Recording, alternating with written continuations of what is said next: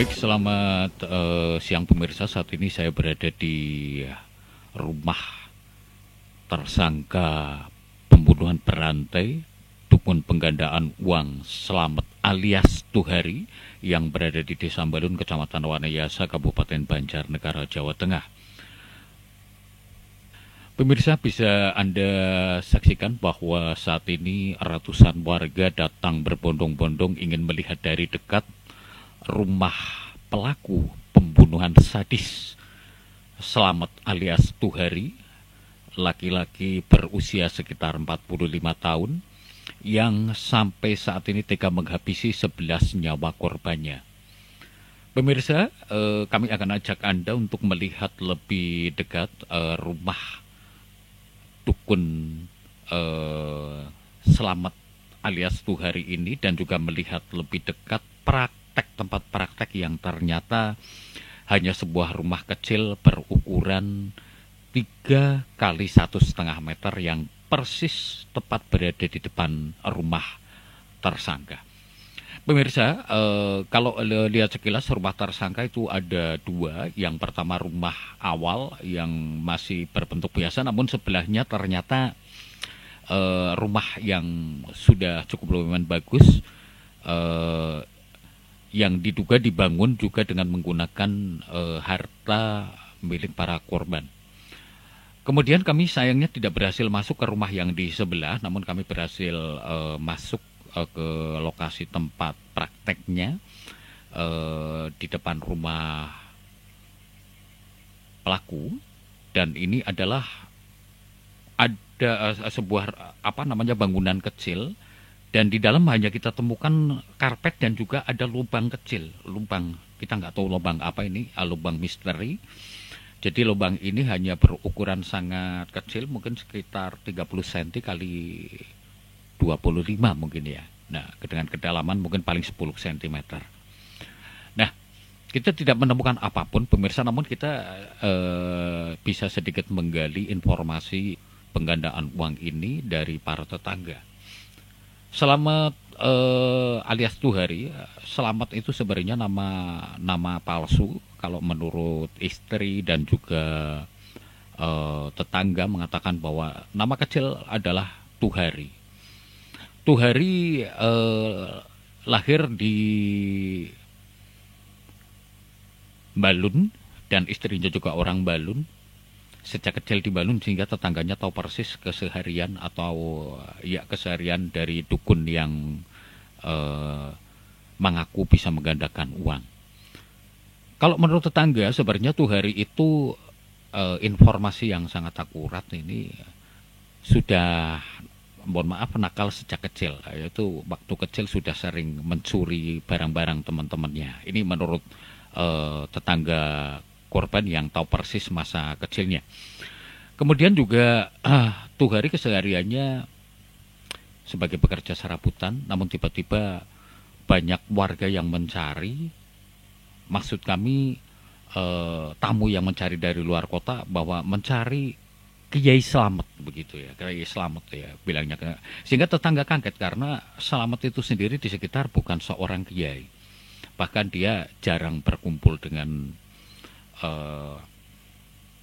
tetangga dan sekitarnya. Nah, bagaimana sih sebenarnya Slamet ini bisa menjadi seorang pembunuh yang sangat keji? Menurut tetangga sebenarnya banyak juga yang pernah melihat itu bahwa Slamet itu menggendong seorang. Ketika ditanya, kenapa itu? Mabuk berat. Padahal diduga itu adalah salah satu korban pembunuhan yang diduga sudah diracuni sejak di rumah, mungkin diduga seperti itu.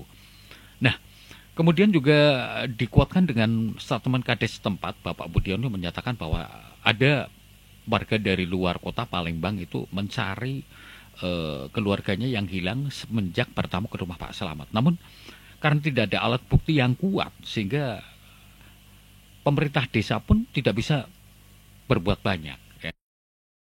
Kehidupan di tengah-tengah masyarakat juga karena orangnya jarang bergaul dengan masyarakat, orangnya tertutup dan sebenarnya sering tidak di rumah. Ini kan sudah rentan waktu yang cukup lama. Apakah tidak ada laporan orang hilang ke desa dan sebagainya begitu, Pak? Ada. Ada. Tahun 2021 pernah.